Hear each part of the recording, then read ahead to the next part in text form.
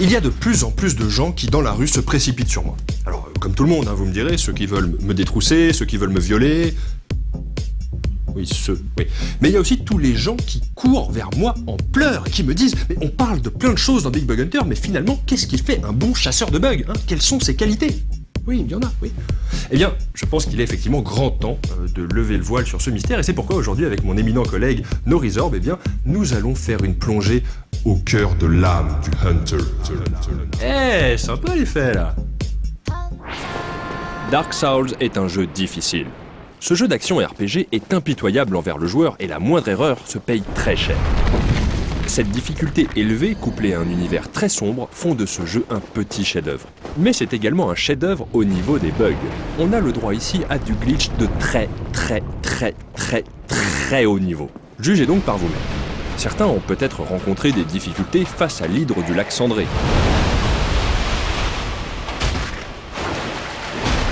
Le chasseur de bugs est un être courageux, qui sait très bien que la meilleure attaque, c'est la fuite. Et oui, ignorez-la tout simplement et courez comme un dératé jusqu'au feu de camp au bout de l'étroit chemin. Reposez-vous, soufflez un peu et retournez au bord du lac. Vous verrez alors l'hydre disparaître sous vos yeux. Eh ben reviens! C'est pas parce que je cours plus vite que toi qu'il faut mal le prendre, là, c'est pas très couvertin, ça. Une fois cette bataille éreintante terminée, allez près de l'hôtel pour rejoindre le serment de la voix du dragon. Vous êtes maintenant en possession de l'objet le plus craqué du jeu, la pierre de tête de dragon. Équipez-la et vous pourrez cracher des flammes. Wouhou, ouais, cool, mais ridicule à côté du vrai potentiel que cache cette pierre. Voilà une autre caractéristique du bon chasseur de bugs, sa capacité à utiliser un objet en le détournant de son utilisation première. Non! Équipez donc une âme de guerrier et tournez le dos à l'écran. À partir de là, il faut être très rapide. Utilisez la pierre comme si vous vouliez cracher des flammes. Retournez-vous, switchez d'objet pour équiper l'âme, relâchez le bouton d'utilisation d'objet et rappuyez dessus. Si vous avez effectué la manipulation assez rapidement, aucune flamme ne sortira. Mais par contre, le compteur d'âme commencera à grimper à une vitesse vertigineuse. Mais regardez-moi ça, mais c'est tout simplement magique! Avec ce bug, on peut gagner un nombre hallucinant d'âmes, et par extension, monter de niveau très rapidement. Alors, je vois déjà des milliers de joueurs se précipiter sur leur console pour essayer. Mais attendez, ça ne fonctionne pas, car le bug a été corrigé par une mise à jour automatique du jeu. Eh oui, nous sommes dans une ère où les éditeurs n'assument plus leurs erreurs. Personnellement, je pense plutôt qu'ils essayent de nous faire chier. Mais bon, c'est personnel. Oui, alors une autre qualité indispensable du chasseur de bugs, c'est le sang-froid. Hein, la capacité à avoir des nerfs d'acier pour ne surtout pas répondre ni céder à la provocation. Attends, un chasseur de bugs doit aussi savoir se faire plaisir. Hein. Les possibilités de mise à jour offertes par les machines récentes sont un véritable fléau pour nous autres chasseurs. Ah là là, non mais c'était mieux avant, non mais clairement, bon bref. Pourquoi vous parlez d'un bug qui ne marche plus ? Eh bien tout simplement parce que vous pouvez encore l'utiliser si vous avez une version 1.0 du jeu, c'est-à-dire jouer sur une console que vous ne reliez jamais à Internet. Non, ne connecte pas cette console car sinon voilà ce qui va se passer. Pour en finir avec ce bug, il est aussi possible de l'utiliser pour dupliquer des humanités, ou encore des prismes pour faire un magnifique parterre coloré. Si vous y allez trop fort, la console ne pourra plus suivre et risque de planter, soit dit en passant. Dans la même catégorie des bugs anéantis par une sauvage mise à jour, on pouvait enchanter certaines armes censées être non enchantables, et on obtenait ainsi des armes à la puissance dévastatrice. Mais revenons donc à des bugs encore d'actualité. Oui, parlons du BB Glitch par exemple, qui comme chacun sait est l'abréviation de Bottomless Box Glitch. Ce bug puissant vous permet de transférer des objets d'une partie existante vers une nouvelle partie. Commencez par prendre une partie bien avancée et mettez des objets que vous voulez donner à un nouveau perso dans votre boîte sans fond. Créez ensuite plein de nouvelles parties fake jusqu'à atteindre le maximum de 10 slots de sauvegarde. Lorsque vous allez vouloir créer une nouvelle partie, le jeu va vous demander d'en supprimer une. Logique. Mais avant cela, affichez le détail du perso qui a mis les objets dans sa boîte sans fond. Supprimez ensuite une des fausses sauvegardes et commencez une nouvelle partie. Empressez-vous d'obtenir la boîte sans fond et ouvrez-la. On s'aperçoit avec joie que les objets mis par l'autre perso dans sa boîte sont bel et bien là. Et le plus cool dans l'histoire, c'est que vous pouvez prendre les objets sans vous soucier de votre généreux donateur. Il pourra récupérer les siens sans aucun problème. Voilà comment commencer une partie avec du stuff pour hommes. Pourquoi ? Eh bien parce que le chasseur est généreux, il donne, il s'implique, hein. Il partage son savoir, ses astuces. Finalement, ce qui est à moi est à toi, comme dirait un confrère. Excuse-moi, t'aurais pas du feu.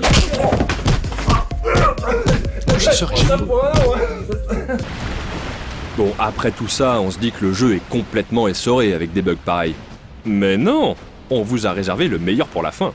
La pire crainte des joueurs de Dark Souls, c'est bien évidemment de mourir. La mort est synonyme d'un retour forcé à un feu de camp. Et surtout, il faut retourner à l'endroit de sa mort pour pouvoir récupérer ses pouvoirs perdus. Ah bah impitoyable, ah bah ça on vous l'avait dit, hein. Sauf que si vous venez à quitter le jeu sauvagement pendant l'écran de chargement qui suit votre mort, la sanction sera beaucoup plus clémente. Relancez le jeu, qui vous informera qu'il n'a pas été quitté d'une façon très catholique. Bon, personnellement, je ne vois pas du tout de quoi il veut parler. Continuez, et vous reprendrez la partie comme si de rien n'était, à proximité de l'endroit où vous êtes mort. Vos pouvoirs sont juste à côté, et vous n'avez qu'à tendre le bras pour les récupérer. Ok, à ce stade, on peut dire que le jeu est complètement broken, hein, comme disent nos collègues anglophones. Yeah. Quoi, encore ? Ah non, si on diffuse ça, là, on va se prendre un procès de From Software, hein. Ah non, c'est trop chaud, on peut pas, quand même. Mais le chasseur aime le risque. Alors on y va. Bon, allez, je vois que vous trépignez, donc je vais tout vous dévoiler. Il est en fait possible de skipper des portions entières du jeu en effectuant du Wong Warping. Dans les catacombes, rendez-vous dans la salle du serment des serviteurs des tombes et utilisez un objet ou une magie pour retourner à un feu de camp. Tout comme le bug précédent, quittez le jeu pendant l'écran de chargement. Vous allez réapparaître juste au-dessus de la salle du boss, skippant ainsi toute une partie du niveau.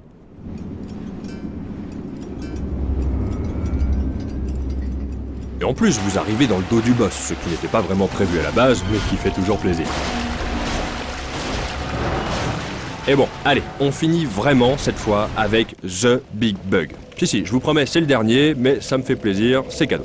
Rendez-vous à l'hôtel Lichefeu. Une imposante porte vous barre la route et elle ne s'ouvrira pas tant que vous n'aurez pas récolté les âmes de Nito, 6, des 4 rois et du foyer du chaos. Autant vous dire que ça représente beaucoup d'heures de jeu. Eh bien, faites comme dans la tombe des géants. Retournez à un feu de camp et quittez le jeu à la bourrin. Devinez où vous réapparaissez ? Oui, tout à fait, derrière la porte, bien entendu, oui. Vous venez de skipper pas loin de la moitié du jeu, et il ne reste plus qu'à aller battre le boss final pour y mettre un terme.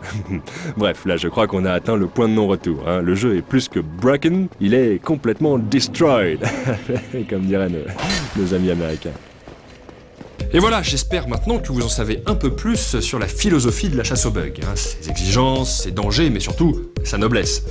Et comme nous sommes dans une émission spéciale et que je suis un chasseur et donc généreux, eh bien je vous offre en exclusivité le bug de Big Bug Hunter. C'est-à-dire que normalement à la fin du générique, l'émission est terminée.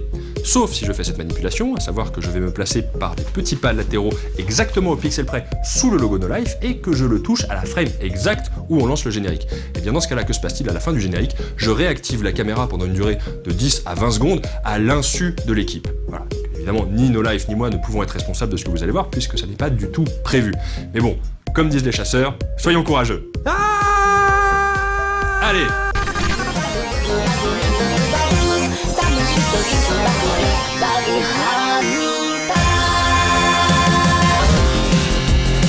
Ok, Alex, est-ce que tu peux enlever le filtre audio sur ma voix, s'il te plaît ? Ouais, voilà. Est-ce que tu peux enlever le filtre vidéo là ? Je commence à fatiguer là. Voilà. Tu crois qu'on leur dira un jour qu'il n'existe pas, Slim ? Non, au moins, tant qu'ils y croient, on est peinards, on peut raconter n'importe quoi. Non mais t'as raison, on est vraiment trop fort. Ça gère.